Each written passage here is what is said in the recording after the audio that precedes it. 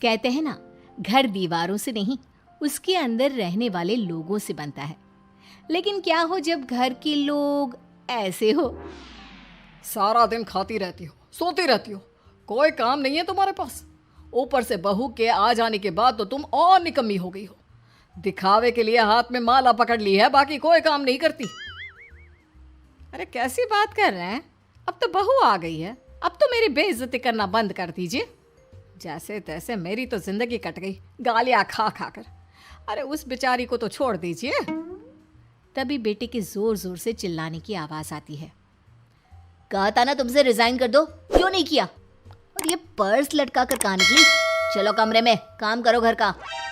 बहू बेटे की लड़ाई सुनकर सास ससुर बाहर आ जाते हैं। सामने खड़ी होती है नई नवेली बहू रीमा। देख लीजिए माँ जी, शादी से पहले तो मेरे माँ पापा के सामने कहा था कि शादी के बाद नौकरी करने देंगे, लेकिन अब क्या कह रहे हैं? तो तुम माँ जी को क्यों बोल रही है बहू? तब उसका मन रहा होगा, अब नहीं है। पर पिताजी, उसके मन से मेरा करियर तो नहीं चल सकता ना। ससुर को बहू की बात पर गुस्सा आ जाता है। वो बेटी की तरफ देखता है। पापा से जबान लड़ाती है, रुक। ये बोलकर वो पत्नी को खींचकर कमरे में ले जाता है और बंद कर देता है। ये सब देखकर सास दुखी हो जाती है। पति के जाने के बाद सास बेटी से कहती है, देख बेटा, अब जमाना कुछ और है। तेरे पिता ने घर में औरतों की कद्र नहीं की, लेकिन तू ऐसा ना बन। शहर की समझदार पढ़ी लिखी लड़की से शादी की है तूने, उसका ख्याल रखा कर, तमीज से पेश आया कर। जा, बहू को कमरे से बाहर ले आ। लेकिन बेटा नहीं मानता और बहू कमरे में सारा दिन बंद रहती है। शाम को बेटा बाहर जाता है कि सास चाय और बिस्कुट लेकर बहू के कमरे में जाती है। बहू बेटा ये ले, चाय पी ले। रो रो कर कैसी शक्ल बना ली है बेटा। माँ जी, ये कैसे लोग हैं? आप कैसे मैनेज कर रही हैं? ऐसे थोड़ी ना होता है माँ जी। घर की औरतों को तो पिताजी और ये इंसान समझते ही नहीं। क्या करूं बेटा, मैंने तो जैसे तैसे सह लिया, लेकिन तू ना सहना। दोनों बात कर ही रहे थे कि ससुर आ जाते हैं। अच्छा, तो अब बहू को भड़का रही हो? बहुत दिन हो गए मार खाए, अब क्या बहू के सामने खाओगे? जाओ यहाँ से, और जरूरत नहीं है ज्यादा इस लड़की को सर पर चढ़ाने की, समझी? बहू को ससुर की बात पर गुस्सा आ जाता है, लेकिन वो कुछ नहीं कहती। आए दिन बहू देखती है कि कैसे उसकी सास और उसके साथ उसका ससुर और पति गंदा व्यवहार करते हैं। फिर एक दिन, ये क्या बनाया है? खाना बनाना नहीं आता क्या? ये बोलकर वो खाने की भरी सारी थाली फेंक देता है। अरे बेटा कोई बात नहीं, शांत हो जा, मैं अभी बाहर से कुछ मंगवा देता हूँ। हाँ पापा, ऑर्डर करिए। ऐसे खाने से तो पेट भरने से रहा। वैसे खाना तुमको बनाना आता नहीं और बाहर जाकर नौकरी करना चाहती हो। अरे तुम जैसे को तो पूछते भी नहीं है बाहर। बहू को पति की बात पर गुस्सा आता है, तभी सास बोल पड़ती है। तेरे से ज्यादा पढ़ी लिखी है, वो तो तूने इसे कहा था कि तू नौकरी करने देगा तो तुझसे शादी कर ली, वरना ना ही करवाते इसके माँ बाप तुझसे शादी इसकी। और कमाती भी ये तेरे जितना ही है बेटा। बहू हैरान रह जाती है कि जो सास खुद के लिए एक बार भी खड़ी नहीं हुई, वो उसके लिए बेटे को भी भला बुरा सुना रही है। उसकी नज़र में सास की इज्जत और बढ़ जाती है। वो सास को देखकर ये सब सोच ही रही थी कि उसके कान में एक जोर से चांटे की आवाज आती है। किसको किसको मार पड़ी? वो देख ही रही होती है कि उसकी नज़र जमीन पर बैठी सास पर पड़ती है। अभी तो धीरे से मारा, फिर जुबान खोली ना तो ऐसा मारूंगा कि कान के पर्दे फट जाएंगे। सास रो रही थी। बेटा और पति वहां से चले जाते हैं। पिताजी अच्छा किया माँ को जोर का चांटा लगाकर, आगे से जबान खोलने से पहले 4 बार सोचेंगी। बड़ी आई। दोनों हंसते हुए वहां से निकल जाते हैं। बहू सास को उठाती है और पानी देती है। मैंने ये दिन रोज देखे हैं बहू, लेकिन तू नहीं सहना। तू अपना जीवन अपने अनुसार जीना।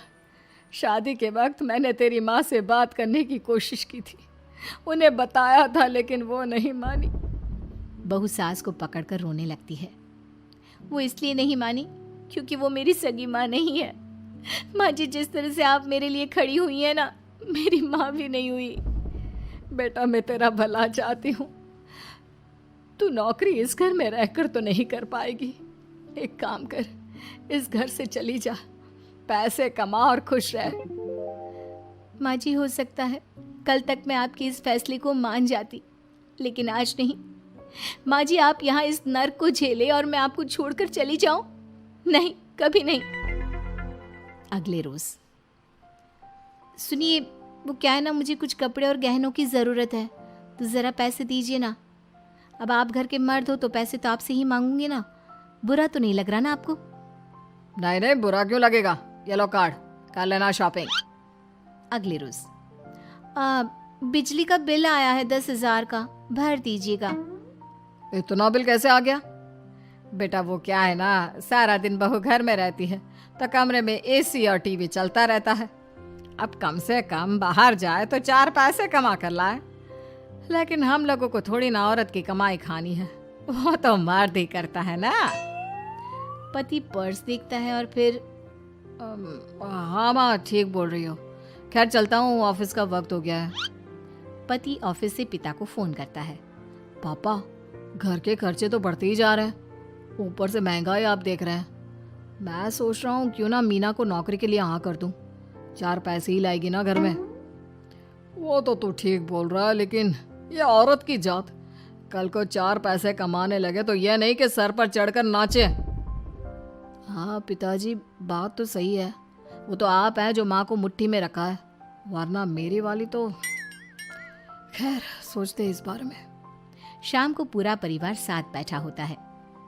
वो कल पनीर की सब्जी बनानी है तो थोड़े पैसे देकर जाना। और हाँ, कीर्तन भी रखा है संडे को, उसके लिए सामान की लिस्ट बना दी है, ले आना। पापा को दे दो, वो ले आएंगे। अरे पापा कहाँ से ले आएंगे, मेरे पास नहीं है पैसे वैसे। लो, पैसे ही नहीं है? मेरे पापा की जेब तो हमेशा नोटों से भरी रहती है। बेटा, लक्ष्मी को जो पूजता है ना, उसके पास लक्ष्मी रहती है। जो घर की औरतों को मारे पीटे, वो भला कैसे लक्ष्मी का लाभ ले सकता है? वाह वाह, क्या बात है, तो जबान खुल रही है तुम्हारी। लगता है भूल गई पुरानी मार और डांट, क्या? हाँ माँ जी, शांत हो जाइए, मैं नहीं देख सकती आपको मार खाता, और फिर हो सकता है कि मैं आपको बचाने आऊँ तो ये भी मुझे मारे। ठीक है बहू, मैं कुछ नहीं कहती, तू ये लिस्ट बस दे दे, मैं चलिए आराम करने। फिर अगले रोज, सुनिए जी, वो मायके जाना है। वो क्या है ना, शादी के बाद से गई नहीं, तो ट्रेन की टिकट बुक करवा देना। तो मैं भी तो साथ जाऊंगा ना तुम्हारे।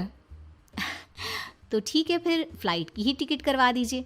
वो क्या है ना, अच्छा थोड़ी ना लगता है, आप पहली बार मेरे साथ जा रहे हो और हम ट्रेन से चले, ठीक है ना? पति ऑफिस जाता है, जहाँ उसका दोस्त कहता है, अरे क्या हो गया यार, परेशान सा दिख रहा है, तेरी तो नई नई शादी हुई है, भाभी परेशान कर रही है क्या? अरे नहीं यार, तू तो जानता है थोड़ी सी कमाई में घर चलाना मुश्किल हो रहा है, तू कैसे मैनेज करता है यार? कैसे क्या यार, तू जानता है ना मेरी बीवी रिया को, वो टीचर है, फिर घर में ट्यूशन करती है, साथ में बच्चे भी पढ़ लेते हैं। यार, घर नाम की गाड़ी दोनों पहियों के साथ चलने से ही चलती है, वो भी कमाती है और मैं भी, और चल रहा है घर बस। पति को दोस्त की बात समझ में आती है, लेकिन पिता का ज्ञान कैसे भूल सकता था? भाई, कल को सर पर चढ़कर नाचने लगी तो। शाम को घर आता है, जहाँ उसकी बुआ और उसका बेटा बैठे होते हैं। अरे आ गया लल्ला, कैसा थका थका सा लग रहा है, सब ठीक है ना? नमस्ते बुआ, कैसे आना हुआ? कैसा है रमेश? भाई को तो भाई की याद ही नहीं आती। अरे नहीं नहीं भैया, याद नहीं आती तो यहाँ कैसे आता? ये लीजिए मेरी शादी का कार्ड, जरूर आना। पति कार्ड खोलता है। डॉक्टर रश्मि, अरे वाह, तेरी होने वाली बीवी डॉक्टर है। और क्या भैया, आपकी बीवी इंजीनियर तो मेरी डॉक्टर।